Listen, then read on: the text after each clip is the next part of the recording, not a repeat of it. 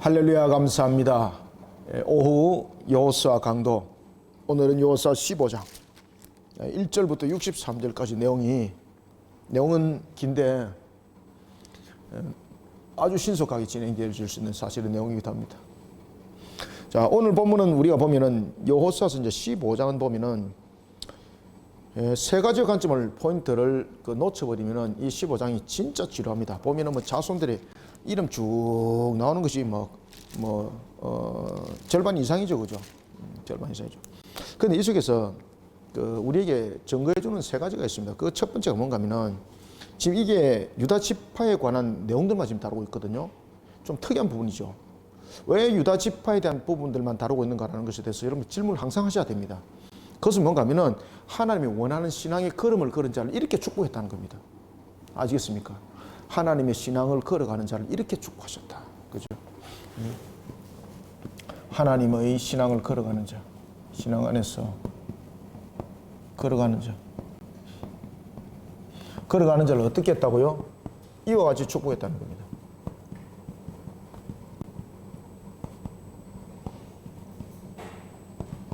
이것이 15장의 전체 내용입니다. 이 15장. 이것이 15장에서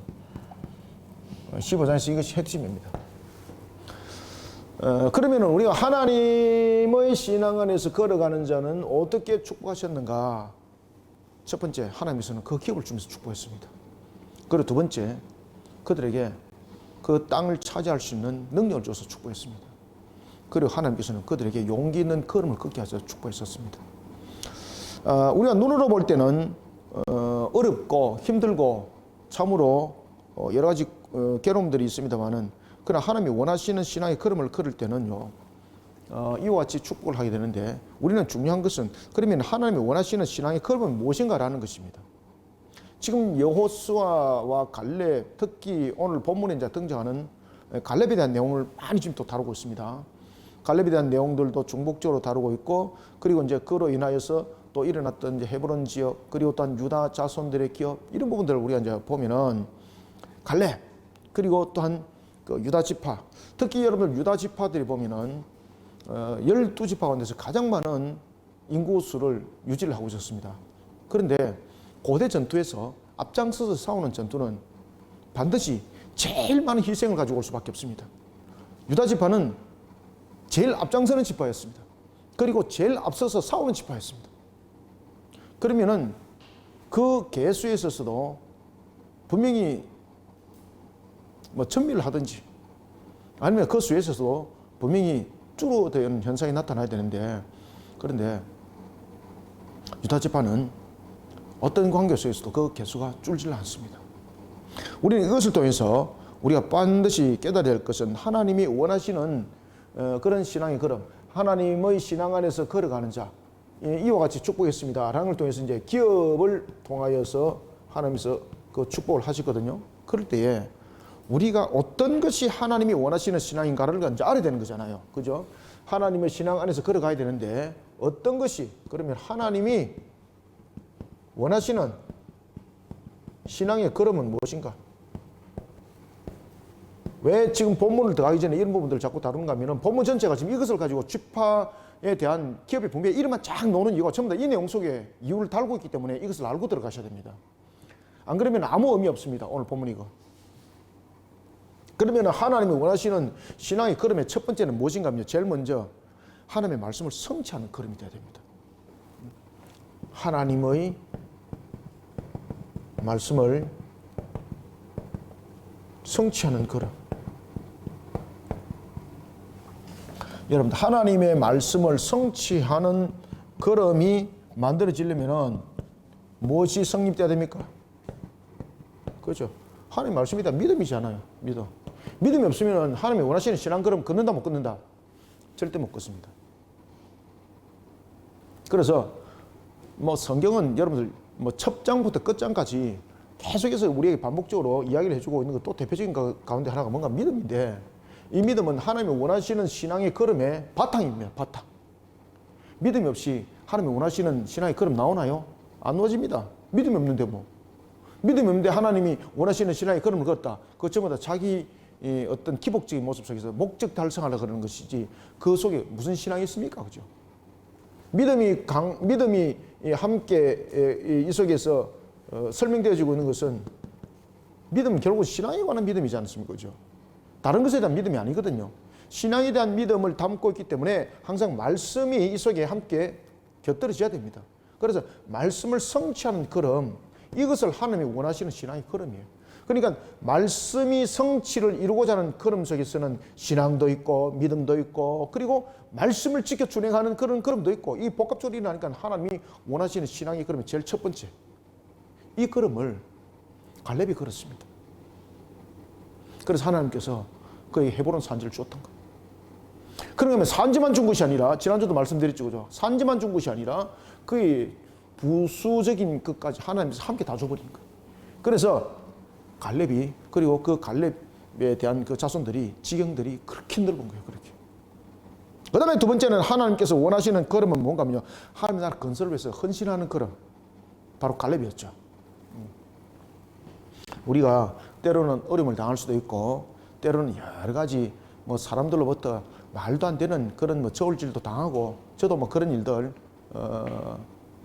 종종 걷습니다. 사람들한테 말도 안 되는 저울질 당하고, 내가 말은 안 해서 그렇지 자기가 뭐 완전히 뭐 다 하는 것처럼 그렇게 이야기하고, 내가 어떨 때는 반증을 탁 하려고 그러다가도 언쟁이 될까 싶어서 제가 그냥 내려놓죠. 근데 과거에 제가 한 40년 전에 제 성격 같으면 그 용납 안 됩니다. 반드시 논리적으로 제가 그들과 논쟁하고, 안 이기면 제가 집에 안 가는 성격입니다. 제가 완전 그냥 아작내버리는 그런 성격이었습니다. 그런데 지금은 그렇지 않습니다. 그래, 언젠가는 깨닫겠지. 자기가 뭐 똑똑하다 그러는데 뭘 하겠습니까? 그죠? 그래서 그럼 언젠가는 깨닫겠지. 그래서 제가 딱 반증하다가 저는 딱 스톱해버립니다. 요즘에는 그렇지 않습니다. 제일 중요한 것은 뭔가 하면요, 사람 간에 어떤 잘나고 그리고 또한 내가 행할 수 있는 능력이 이게 아닙니다. 제일 중요한 것은 하나님 나라 건설입니다. 내가 하나님의 나라 건설을 위해서 제일 필요한 것은 무엇입니까? 헌신과 희생의 걸음입니다. 이것은 똑똑한 것으로 되는 것이 아닙니다. 따라서 우리에게 너무나도 중요한 것은 하나님의 나라 건설을 위해서 헌신하는 걸음, 하나님의 나라를 위한 헌신된 걸음, 이 신앙을 하나님은 원하십니다. 아시겠습니까? 이 신앙은. 그래서 하나님의 나라 건설을 위해서 헌신된 걸음은요, 반드시 하나님께서 그에게 강건함을 줄 뿐만 아니라 그에게 그 필요조차도 하나님이 다 아시지 않습니까? 그렇죠? 그래서 갈렙에게 주어진 그 축복들을 우리가 포커스를 잘 맞추셔야 됩니다. 아주 중요한 것이죠. 그래서 우리가 하나님 나라 건설을 위해서는 누구보다 앞장서는 일에, 그 일에 대해서는 욕심을 내도 됩니다. 그 일에 대해서는 양보 안 해도 됩니다. 그런데 또 그 욕심을 내다가 또 분쟁 일으키면 그건 또 안 맞는 거죠. 그죠? 자, 그 다음에 또 하나님이 원하시는 신앙의 걸음 가운데서 또 세 번째 걸음이 뭔가 하면요, 용기 있게 걸으십시오. 용기. 신앙은 용기가 있어야 됩니다. 하나님의 나라 건설을 위해서 용기가 있어야 됩니다. 하나님의 나라 건설을 위한 용기 있는 걸음.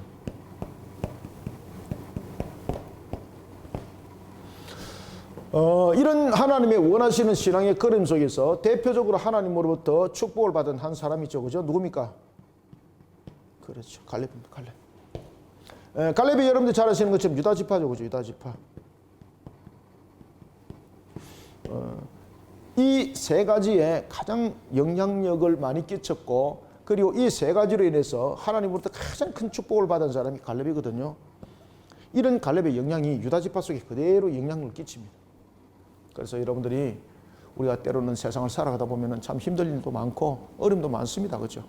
그런데 항상 우리가 이제 생각해야 될 것은 하나님이 모든 것의 주관자라는 사실, 하나님이 살아계신다는 이 사실, 이 속에서 여러분 분명히 해법은 놓는다는 것을 여러분 아셔야 됩니다. 그래서 우리가 상황이 무너지는 어떤 상황을 당하고, 오늘도 우리가 이제 장로님의 공장이 11시 예배를 드리는데 갑자기 이제 공장에 이제 불이 나가지고, 뭐 원인도 지금 아직 아마 밝혀지지 않은 것 같습니다. 공장이 전소가 돼 버렸어요. 두 동이 있는데 한 동이 완전히 전소가 돼 버렸어요. 전소가 돼 버려가지고 뭐 통화도 안 되고, 공장도 뭐 가까이 있는 것도 아니고 여기서 많이 떨어져 있습니다. 저 김에 이제 그 공단 안에 쑥 들어가야 되는데 연락 올 때까지 이제 기다려야 되지 않겠는가 그런 생각이 듭니다. 그래서 마음이 오후 예배 때 참 마음이 좀 말씀을 전가하면서 좀 마음이 좀 잡잡하고 그런 부분에서 오늘 본문이 우리를 위로해 준 것 같습니다. 위로해 준 것 같습니다. 그래서 제가 이제 그 소식을 딱 듣자마자 왜 그런 생각을 했는지 모르겠어요. 딱 듣자마자 하나님께서 이거 새로운 각도로서 뭔가를 만들어갈 계획이 있다. 이게 뭐지? 왜 제가 그런 생각을 떠올랐겠습니까? 그죠? 그러면서 제 머릿속에 버뜩 떠오른 것이 이랜드가 떠올랐습니다. 이랜드.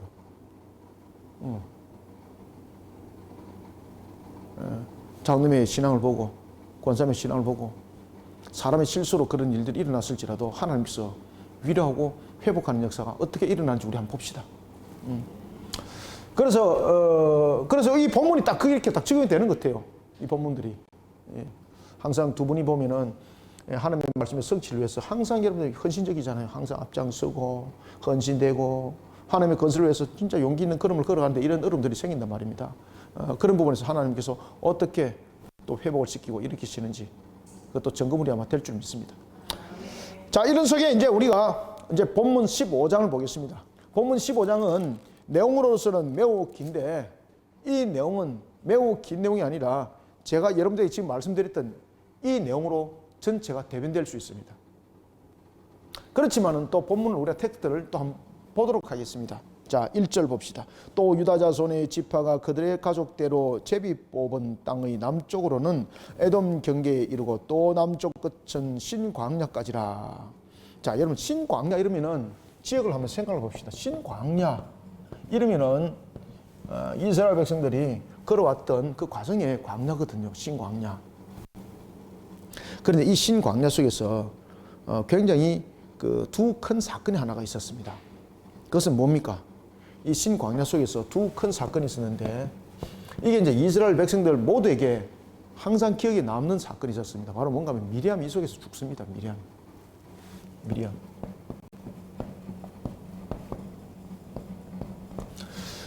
그리고 또 신광야 속에서 일어났던 또 큰 한 사건이 있었는데 그것은 이스라엘 역사 속에서 계속해서 반복적으로 나타나는 한 사건인데 바로 무엇이겠습니까?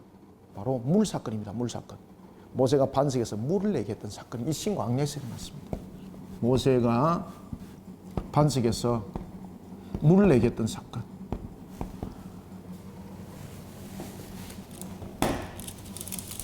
이 부분이 신광야 속에서 일어나게 됩니다. 신광야 속에서. 자, 신광야까지라. 또 그들의 남쪽 경계는 염해의 끝. 여러분 염해의 끝 이것은 여러분 사해 지역이라는 것 아시겠죠, 그죠? 염해의 끝, 곧 남향한 해만에서부터. 자, 그러면 여러분들 유다 땅이 여기 이제 지중해가 여기 있고 여기가 이제 요단강입니다. 요단강이고 그리고 이것이 요단 동편이고 이것이 서편에 이제 기업을 얻는 거지 않습니까? 이 사이가 이제 요 밑에 이제 그 있다고 이제 애굽이 이제 이렇게 이제 보면은 그들의 땅들이 어딘가 하면은 바로 이 밑지역이라 이래 볼 수가 있습니다. 그죠? 위쪽이 아니고 밑지역입니다. 근데 이 밑지역에는 굉장히 중심적 부분들이 뭔가 헤브론 모든 것들이 다 있습니다. 그 다음에 유다 지파의 기업의 경계 속에 딱 와가 있는 것이 또 뭔가 하면 예루살렘입니다. 예루살렘. 그래서 예루살렘은 유다 지파의 경계이기도 하고 베냐민 지파의 경계입니다. 유다 지파와 베냐민 지파의 경계가 같이 맞물려 있었거든요. 그런데 유다 지파도 이 속에서 자신들이 끝 마무리를 하지 못한 지역이 있는데 그것이 바로 예루살렘이었습니다. 그리고 베냐민 지파는 아예 도전도 하지 않습니다. 그냥 버려버립니다.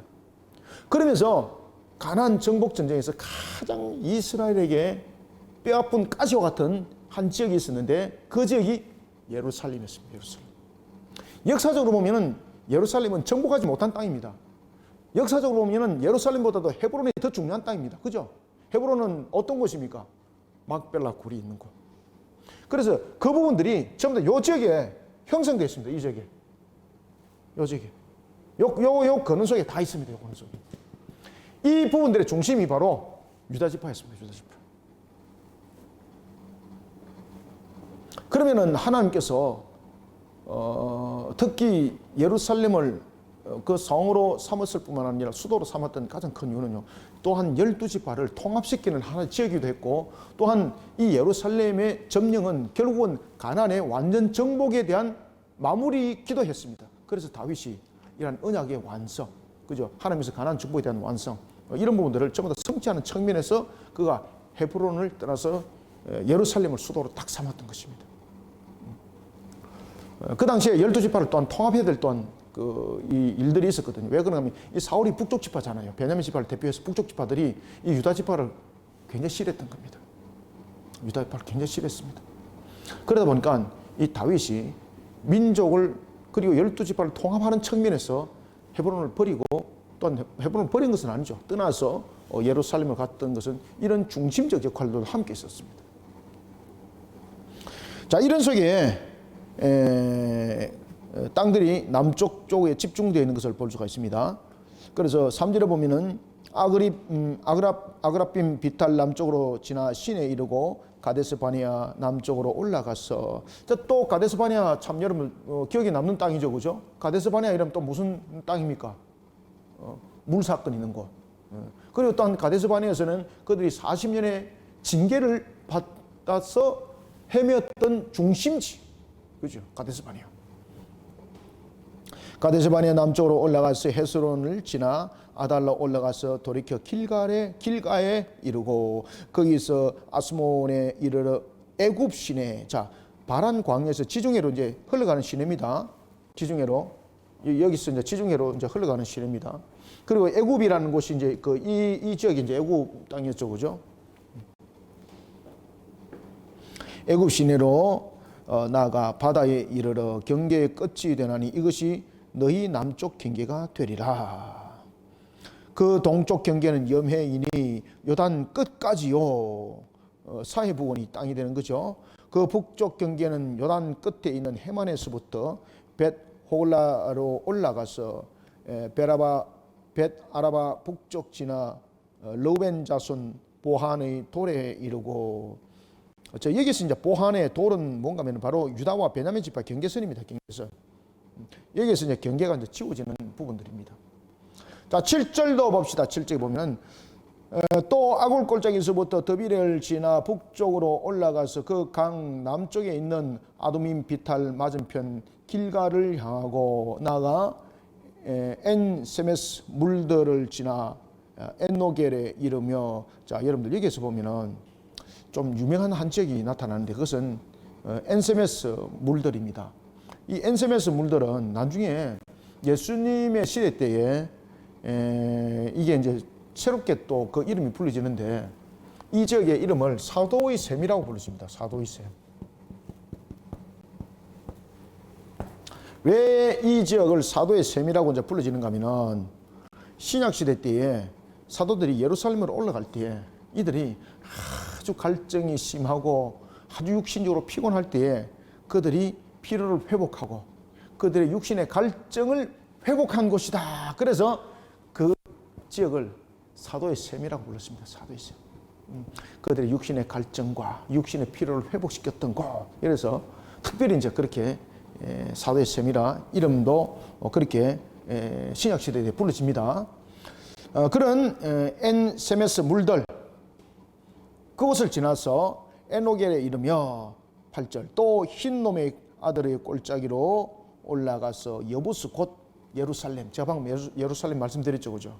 이 예루살렘은 베냐민 지파의 지경이기도 했지만은, 이것이 이제 베냐민 지파의 지경이기도 했지만은 유다 지파의 지경이 됐습니다. 이거는 경계가 맞물리져가 있는데, 여러분들 경계가 맞물리져서도 그곳이 점령하기가 쉬우면은 누구든지 점령하려고 그러지 버리고 갈 사람이 어디 있습니까? 그런데 이 지역에 관하여서 이제 알아야 될 것은, 분명히 오늘 본문에 보면은 그 지역을 하나의 그 땅을 바라보면서 유다 지파 때의 일부분에 그것이 점령이 되었습니다. 그런데 분명히 가나안 정복 전쟁 당시에는 점령이 됐지만은 나중에 여부스 족속이 그곳에 다시 계속해서 집결합니다. 왜 그런가 하면은 이 예루살렘 지역이 베냐민 지파 경계와 그리고 또한 유다 지파의 경계가 맞물리게 있었습니다. 그러다 보니까 이 베냐민 지파가 이 지역 그냥 바라보고 그냥 포기해버리는 거예요. 그러면서 이 여부수 족속들이 여기서 활성화를 시켜서 유다 지파가 점령했던 요게 부분에 예루살렘 있지 않습니까? 여기까지 그냥 흡수해버리는 거예요. 이러면서 다윗이 정복할 때까지 그곳이 유다 지파 땅도 안 되고 베냐민 땅도 안 되고 여부수가 차지한 땅이 됐던 겁니다. 자, 8절 또 흰놈의 아들의 골짜기로 올라가 여부수 곧 예루살렘 남쪽, 그래서 예루살렘도 보면은 남쪽이라고 지금 말하면서 요 한 지역을 예루살렘의 한 지역 남쪽은 지금 점령이 됐는데 북쪽은 지금 점령이 안 됐다는 이야기죠. 북쪽은 예루살렘 북쪽은 지금 누구의 지경입니까? 베냐민 지파. 그 베냐민 지파가 그걸 아예 그냥 포기해 버리는 거예요. 예루살렘 남쪽 어깨에 이르러 또 흰놈의 골짜기 앞 서쪽에 있는 산 꼭대기로 올라가니, 자, 이게 이제 보면은 예루살렘 지역이 왜 그들이 정복 전쟁을 벌리기가 힘들었는지 아시겠죠, 그죠? 주로 이렇게 그 산지가 구성되어 있고 그러다 보니까 평지보다도 더 힘든 거 이게. 그 이왕이면은 우리가 이제 결실을 얻을 때에 좀 힘을 덜 들이고 얻는 것을 선호하지, 힘은 들이고 결실은 없고 결실은 겨우 나타나고 이런 것을 누가 원하겠습니까, 그죠? 그렇지만 우리는 하나님의 명을 부여잡고 하나님의 나라의 건설을 위해서는 그런 실효성을 계산해서는 안 된다는 것입니다. 명한 바가 있으면 그 명한 바에 대해서 우리는 항상 순종하고 헌신된 걸음을 걸어갈 때 하나님이 원하시는 신앙의 걸음 속에 여러분들 역사는 또한 일어납니다. 9절 또 이 산 꼭대기에서부터 넵도와 샘물까지 이르러 에브론 산 성읍들로 나가고 또 바알라고 기랏 야림으로 접어들며. 자, 여러분 우리가 이제 대체로 산 지역을 보면 참 힘들죠, 그죠? 우리 제성동이 여러분 산이잖아, 그죠? 그 사람들이 처음에 이 지역에 제성동의 이 지역에 와가지고 야, 이 사람들 어떻게 사노? 우리는 평지가 없잖아요. 전부 다 비탈길에 우리가 이제 그 살지 않습니까? 그냥 거기에 지탱해 있는 것만 봐도 우리가 참 대단한 사람들이죠, 그죠? 그러니까 그 일반 평지에 계시던 분들이 이 동네 오면요, 와, 이 사람들 어떻게 사노? 왜 그러면 올라가는 것도 비탈이고 내려오는 것도 비탈이고, 그러니까 내려오는 것도 겁나고 올라가는 것도 겁나고. 그런데 우리는 이제 어느덧 살다 보니까 이것이 우리 몸에 배기 가지고 마치 평지처럼 우리는 살아가는 거지 않습니까, 그죠? 그리고 또한 이 지역에 또 가지고 있는 또 나름대로 산에 또 문화들이 또 많지 않습니까? 이 산 등선에서만 여러 가지 이제 생업터가 문화가 형성돼가지고 안 내려가도 될 수 있는 그런 문화들이 이렇게 또 형성되잖아, 그죠? 이와 같이 이제 그 산 지역에 그 사는 족속들이 보면 강해요. 굉장히 강해요. 자, 9절 또 이 산 꼭대기에서부터 넵도와 샘물까지 이르러 에브론산 성읍들로 나가고 또 바알라 곧 기란야림으로 접어들며 또 바알라에서부터 서쪽으로 돌이켜 세일산에 이르러 야림산, 탐삼도 많이 노네. 야림산 곧 그 살론 곁 북쪽에 이르고 또 베스메스로 내려가서 딥나를 지나고 또 에그론 비탈 북쪽으로 나가 식고론으로 접어들어 바알라 산을 지나고 엠누엘에 이르나니 그 끝은 바다며 서쪽 경계는 대해와 그 해안이니 유다 자손이 그들의 가족 대로 받은 사방 경계가 이러하니라. 아멘. 대체로 보면은 지금 여기에 지형들 소개가 무엇으로 중심이 되고 있습니까? 산들이 중심으로 되고 있지 않습니까? 대체로 여러분들 보시면요, 이런 산에서 아주 그 험난하고 비탈진 곳에서 사는 사람들 보면요, 아주 그 생존력이 강해요. 생존력이 강하고, 그 다음에 보면은 그 상황적 부분에서 굉장히 그 적응도 잘하고요. 일반 부분들보다 굉장히 강해요. 그래서 이제 특히 그러한 지역을 점령을 하려 그러면은 이 평지에서 이제 올라오려 그러면은 많은 희생을 가질 수밖에 없는 거죠. 그러니까 그 산지에 높이 사는 족속들은 손은 안 댔어요. 자신들이 10개를 얻는다면은 100개를 잃어버려야 되니까 누가 하겠습니까? 그래서 사람들을 피하고 자신들의 그런 특성을 살리기 위해서 계속해서 갔던 곳이 뭔가 하면 산지 깊은 곳, 꼭대기 그런 데로 험난한 곳, 그런 데로 그들이 옮겨갔던 것이죠. 자, 이런 데까지 하나님께서 전부 다 점령하도록 해요. 왜 그런가 하면은 그런 곳에 무엇이 형성되는가 하면은 우상숭배 재단이 아주 만연해집니다. 우상숭배 재단.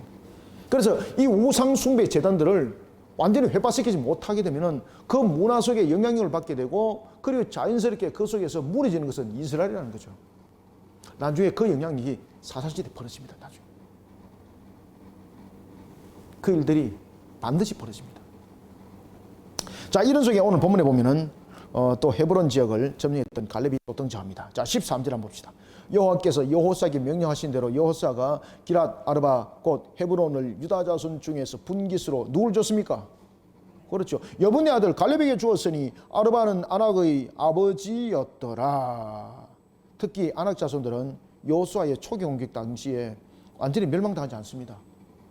이들은 정복 전쟁이 진행된 7년 사이에 그들이 흩어져서 헤브론의 곳곳에 숨어서 거주하게 되는 겁니다. 그러고 난 뒤에 이들이요 규합을 해가지고 다시 그들이 살아나고 아주, 그러니까 산지의 깊은 족속들이 보면 이렇게 그 생존력이 강하고 아주 그런 부분들이 질겨요. 자, 갈렙이 14절 보면은 갈렙도 이제 나이가 연로하다 보니까 또한 여러 산지에 또한 험난한 지경의 전투를 벌이다 보니까 좀 더 이런 어떤 젊은 피와 또한 수혈이 또한 필요했고, 또한 자기 외에 또한 여러 가지 이제 상황들을 전개해 나갈 사람이 필요했습니다. 혼자 할 수 없는 거지 않습니까?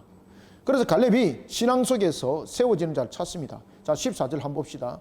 갈렙이 거기서 아낙의 소생 그 세 아들 세세와 아히만과 그리고 달메를 쫓아내었고, 거기서 올라가서 더빌 주민을 쳤는데 더빌의 본 이름은 기랏세벨이라. 갈렙이 말하기를 길랏세벨을 쳐서 그것을 점령하는 자에게는 내가 내 딸 악사를 아내로 주리라 하였더니. 그래서 이제 동태를 이제 구하는 거죠. 그죠? 그때에 누가 났습니까? 그래서 우리는 하나님의 나라를 위해서 건설할 때는 헌신된 걸음이 돼야 되고요. 그리고 하나님의 나라 건설을 위해서는 용기 있는 걸음을 걷는 자 반드시 결실이 있습니다. 자신의 어떤 개인의 유의감을 취하는 것이 아니라. 그래, 여기서 이제 갈렙이 뭐라고 말하는가 하면은 길랏세벨을 쳐서 점령하게 되면 내 딸 악사를 아내로 주겠다는 것은 굉장히 중요한 의미를 가지고 있지 않습니까? 그때에 갈렙의 아우였던 그나스의 아들이던 온니엘이 자원합니다. 그래서 이스라엘이 기록하고 있는 사사의 12사사 가운데 첫 번째 사사가 누굽니까? 온니엘입니다. 온니엘. 그래서 이 온니엘이 첫 번째 사사로 기록이 되면서 지금 이 전투로 첫 번째 사사가 되는 것도 아닙니다. 뒤에 이제 온니엘이 첫 번째 사사로 기록이 될 만큼 그는 하나님의 나라 건설에서 용기 있는 걸음을 걷는 아주 대표적인 사람이었습니다. 자, 이와 같이 온니엘이 그곳을 점령하게 되자 갈렙이 자기의 딸 악사를 그 아내로 주게 됩니다. 그때 악사가, 잘 보십시오. 그때 악사가 출가할 때 뭐라고 그러는가 하면 자신에게 허락되어져 있는, 이것은 기업을 달라 그런 것이 아닙니다. 이것은 하나의 결혼에 임하는 부분에 대해서 아버지에게 무엇을 요구를 하게 되는가 하면 일정 부분에서 한 지참물을 그는 요구를 하게 되는 겁니다. 여자에게는 기업이 주어지는 것이 아니죠, 그죠? 그런데 지금 보면 악사가 아버지에게 뭔가를 달라 그러잖아요. 그럼 이것을 잘못 해석하게 되면 기업의 분배를 달라는 것이지 않습니까? 그런데 악사에게 허락된 것은 기업이 아닙니다. 이것은 기업이면은 이거는 다른 지파가 가져갈 수 없는 겁니다. 그리고 이제 악사가 유다 지파의 부분이었고, 그 다음에 온니엘이 유다 지파이기 때문에 아들이 없는 지파, 지파 가운데서 아들이 없는 자들은 나중에 이제 그런 부분들도 용납이 됐지 않습니까? 같은 지파 속에서는 우리가 이제 갈 수는 있지만은, 그렇지만 악사의 이 문제는요, 이것은 기업이 아닙니다. 악사에게 그가 요구했던 것도 정당하게 요구할 수 있는 것은 뭔가 하면 지참물로서, 그 당시에 이제 딸이 이제 결혼하게 되면은 그 지참물을 그에게 이제 주는 그런 일들이 있었거든요. 그 부분에 대해서 악사가 요구를 하게 되는 것이었고, 그것은 기업과는 별개의 문제를 다루고 있는 겁니다. 그러니 오늘 본문에 보면은 악사도 굉장히 지혜롭죠. 아버지에게 요구를 할 때에 어떤 요구를 하는가 잘 보십시오. 18절, 악사가 출가할 때 그에게 청하여 자기 아버지에게 밭을 구하자 하고 나귀에게 내려 갈렙이 그에게 묻되 네가 무엇을 원하냐 하니, 이게 절차를 밟는 겁니다. 그리고 그냥 때깔을 세우는 것이 아니라 아주 절차를 밟고 예의를 딱 갖췄어. 19절 이르되 내게 복을 주소서. 그죠? 복을 주소서. 이거는 딸이 시집 보낼 때 부모들이 주는 결혼치 잔물에 해당되는 것이거든요. 그리고 또한 복을 주소서라는 부분에 대해서 아주 겸손하게 아주 경건하게 접근하는 것을 우리가 볼 수 있는 거죠. 그래서 우리가 여기서 보면은 악사도 매우 신앙이 중심이 잘 잡혀 있을 뿐만 아니라 매우 지혜로운 자다라는 것을 우리가 이제 알 수 있어요, 여러분들요. 19절 이르되 내게 복을 주소서. 아버지께서 나를 네겝 땅으로 보내시오니 샘물도 내게 주소서. 그 참 지혜 있죠, 그죠? 여러분, 샘물이라는 것은 굉장히 중요한 것입니다. 샘물이라는 것은 생명과 연결되는 것이고요. 그리고 샘물이 있는 곳에는요 항상 기름집니다. 그리고 샘물이 있는 곳에는요 항상 짐승들도 많이 삽니다. 이 샘물은 참 중요한 것입니다. 다른 것을 원하는 것이 아니라 샘물을 원하는 겁니다. 그때 아버지가 그를 축복해서 아래 샘물과 위샘물을 다 줘버립니다. 악사가 개인적인 욕심을 구한다든지 또는 겸손하지 못한다면은 아버지가 그렇게 축복하지 않죠, 그죠? 그래서 아버지가 그를 축복합니다. 그리고 또한 아버지가 악사를 통해서 축복하는 것은 온니엘의 그 신앙 있는 행동에 대한 하나님의 가품이 되는 겁니다. 그래서 우리는 항상 하나님 나라를 위해서 헌신된 걸음을 걷고, 그리고 하나님의 나라 건설을 위해서 헌신된 뿐만 아니라 용기 있는 결단의 걸음은요 어떤 방면을 통해서도 하나님께서 보상을 해주고 위로하세요, 여러분들. 그래서 어떤 어려움들을 당했을 때도 절망하지 마시고 낙망하지 마시고 항상 하나님 안에서 또 다른 위로함이 있다는 것을 알고 달려가시면 됩니다. 19절 이르되 내게 복을 주소서. 아버지께서 나를 네겝 땅으로 보내시오니 샘물도 내게 주소서 하며 갈렙이 윗샘과 아랫샘을 그에게 주었더라. 아멘. 자, 여기서 이제 갈렙이 이제 계속 나옵니다. 자, 우리가 이제 갈렙에 대해서 한번 우리가 이제 공부를 해왔으니까 한번 갈렙에 대해서 한번 간추려 봅시다. 여러분들은 갈렙 그러면은 첫 번째 어떤 생각이 제일 먼저 떠오르나요? 갈렙, 이 산지를 내게 주소서. 그죠? 이 산지를 내게 주소서. 우리는 여러분들 제일 먼저 갈렙 그러면은 이 속에서 여러분 알아야 될 것은요, 그는 사람의 인기를 얻고자 달려가는 신앙이 아니었습니다. 특히 여러분들 보시면은 갈렙이 12정탐꾼 가운데 한 명 있지 않습니까? 그때 10명은 사람들이 원하는 것을 말했거든요. 그런데 갈렙은 그렇지 않았습니다. 여호수아가 말하기 전에 먼저 갈렙이 먼저 말하게 되는 것이었고, 여호수아가 그 뒤에 따라 붙는 거죠. 이때 갈렙의 행동은 뭔가 하면요, 항상 사람들에게, 다시 말하면 백성들에게 인기를 얻기보다는 하나님을 따르는 자였습니다. 이게 갈렙의 특징입니다. 갈렙의 특징은요, 첫 번째는 사람을 따르는 인기가 그에게는 중요한 것이 아닙니다.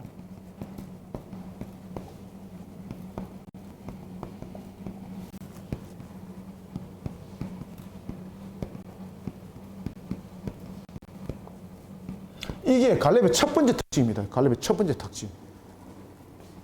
갈렙은 사람을 따르는 인기 중심이 아닙니다. 인기 중심이 아니라 하나님을 따르는 걸음이 갈렙의 첫 번째 특징입니다. 그래서 이제 갈렙이 이제 세 가지 특징이 있습니다. 그래서 이제 갈렙 이러면은 제일 먼저 하나님을 따르는 신앙, 걸음, 이것이 딱 나와야 됩니다. 그 다음에 이제 두 번째 보면은 갈렙의 이제 역사를 보면은 알 수 있는 것은 보면은 뭔가 하면은 사람보다도 하나님을 두려워합니다. 사람보다도. 사람보다 하나님을 두려워하는 신앙.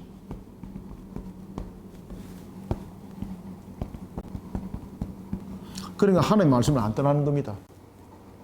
하나님의 말씀을 안 떠나는 겁니다. 그 하나님의 말씀을 안 떠나고 하나님의 말씀에 지키 준행하다 보니까 그의 나이가 80 훨씬 넘었음에도 불구하고 마치 40년 전처럼 45년 전처럼 그는 그보다 더 뛰어난 그런 전투력을 발휘했던 것을 우리가 볼 수가 있습니다.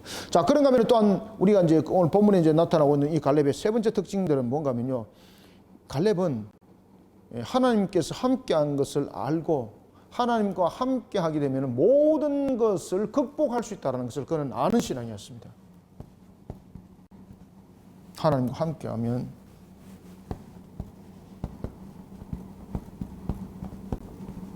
모든 것을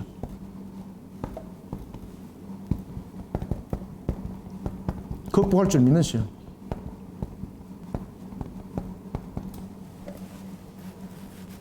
그래서 이 산지를 내게 주소서라고 말하는 겁니다.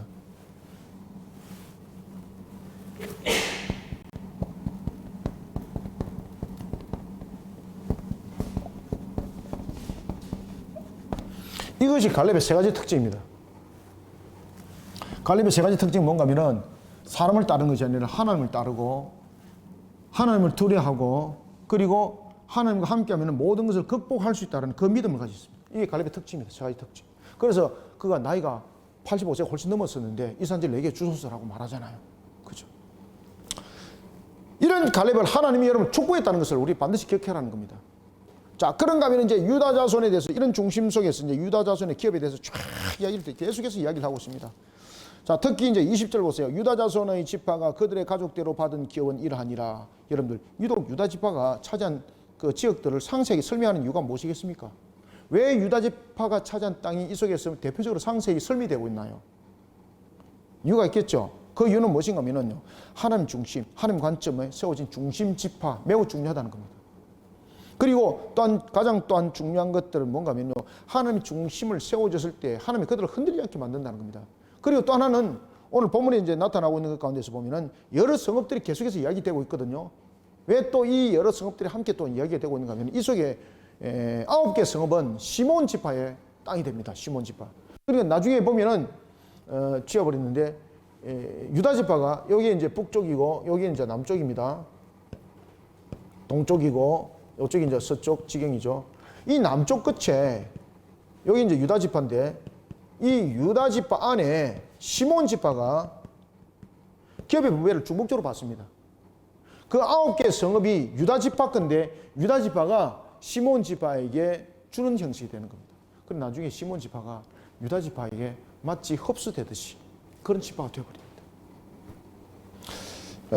이런 중요성을 통해서 또한 성읍들을 계속 이야기를 해주고 있는 거죠. 자, 그래서 오늘 본문에 보면은 자 21절부터 32절까지 한번 보십시오.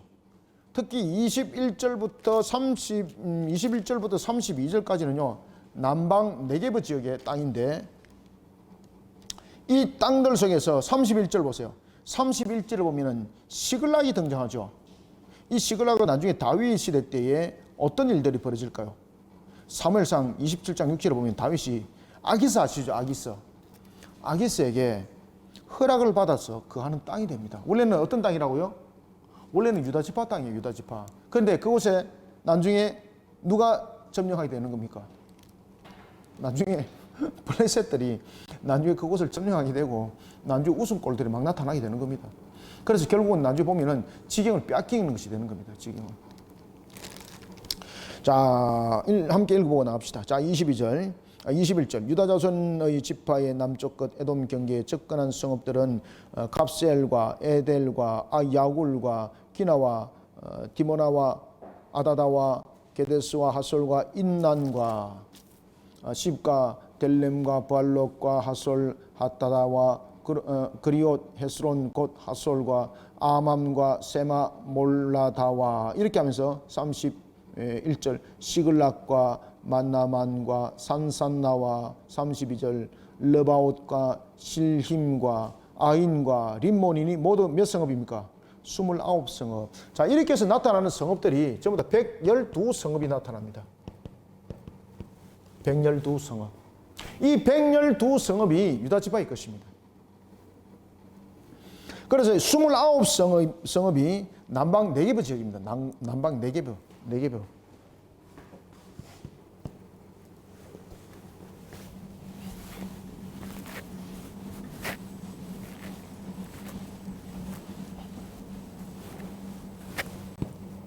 첫 번째는 보면은 남방 네게브 지역에 성읍이 몇 개가 성읍이 주어집니까? 29성읍.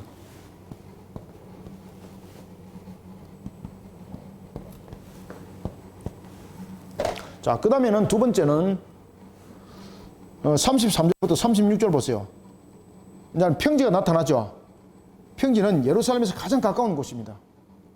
이곳은 예루살렘에서 가장 가까운 곳인데 두 번째는 예루살렘에서 가까운 곳. 이 성읍이 9성읍입니다. 9성읍. 아, 14성읍, 14성읍. 14성읍. 자, 그 다음에는, 남서쪽 성읍들입니다. 37절부터 41절 보십시오. 37절부터 41절까지가 남서쪽에 있는 성읍들입니다.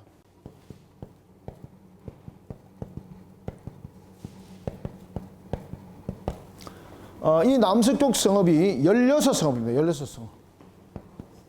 예? 16 맞잖아, 그죠? 예, 16 맞습니다. 16. 29, 14, 16 맞습니다. 자, 그 다음에 남동쪽 성읍입니다. 남동쪽 성읍이 42절부터 44절입니다. 네 번째는 남동쪽입니다. 남동쪽 성읍이 9성읍입니다. 9성읍.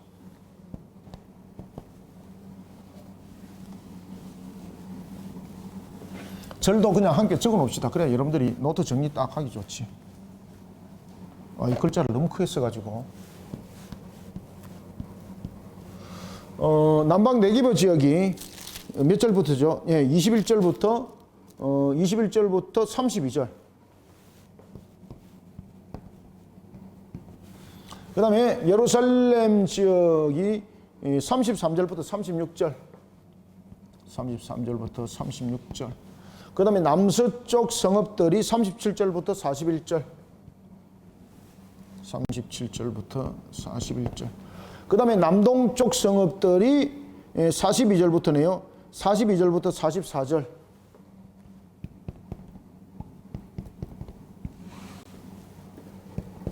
자, 그 다음에는 어느 쪽입니까?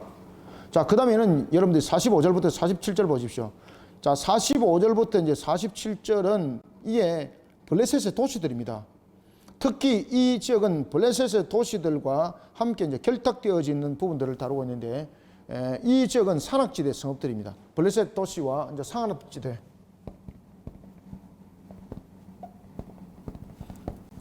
산악지대.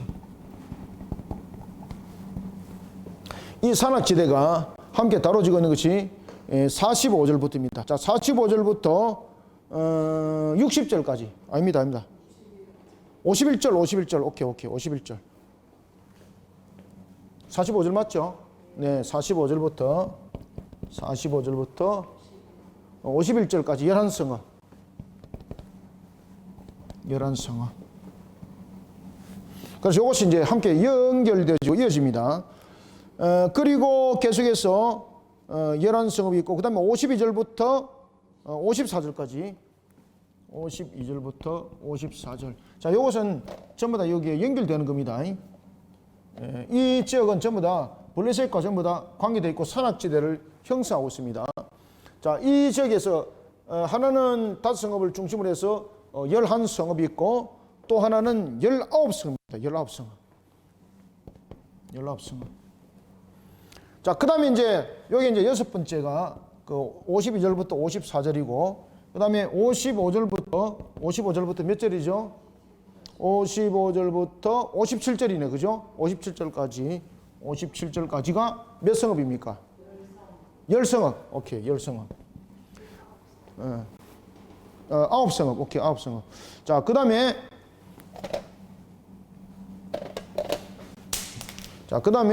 58절부터 59절까지가 몇 성읍입니까? 58절부터 59절까지가 6성읍. 그죠? 6성읍.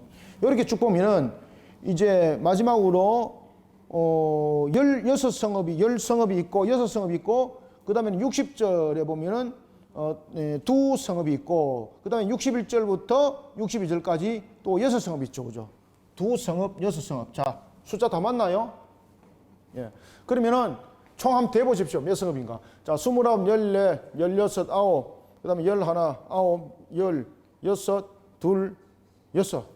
112 딱 맞죠, 그죠? 112 맞습니다. 계산 안 됩니까? 예, 계산하면 112 맞아요. 자, 봅시다. 29, 14 하면 43, 59, 68, 79, 88, 98, 104, 106, 112 딱. 예. 계산 끝났습니다. 112개. 112개입니다. 112개 성읍이 제가 왜 이 적었는가 하면은 112개 성읍이 맞는지 안 맞는지 확인하러 제가 좀 써놓은 겁니다. 제가. 자, 이 112 성읍을 하나님께서 허락하셨는데 여러분들 결론적으로 예루살렘은 점령하지 못합니다. 잘 보십시오. 63절. 예루살렘 주민 여보스 족속을 유다 족속이 쫓아내지 못하였으므로 여보스 족속이 오늘까지 유다 자손과 함께 예루살렘에 거주하니라. 아멘. 이게 왜 그런가 하면요, 베냐민 지파 경계가 있었거든요. 그러니까 다 못 쫓아보내는 거죠. 자, 우리의 신앙들이 바로 이런 겁니다. 모든 부분들은 하나님의 허락하심인데 우리의 신앙은요, 어떤 관계 속에서든 간에 우상 숭배적 요소와 결탁이 돼서는 안 됩니다. 그리고 또한 우상 숭배적 요소와 타협을 이뤄서도 안 됩니다. 항상 신앙은 정결한 모습이 되어야 되고 신앙은 결단 있는 자세가 필요합니다. 용기 있는 자세가 필요한 거죠.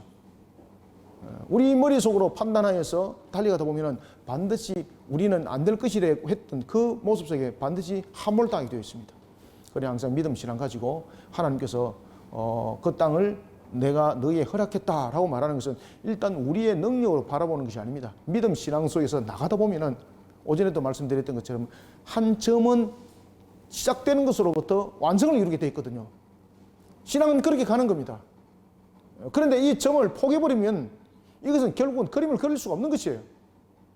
오늘도 우리의 신앙은 이와 같이 결론까지 끝까지 믿음을 가지고 달려가는 모습이 되어야 되는 것을 잊지 마시고 오늘 본문들을 잘 묵상하시길 바랍니다. 그래서 지역들 이름들이 쭉 나와 있기 때문에 제가 그냥 이것을 이렇게 총 정리를 그냥 해드렸습니다.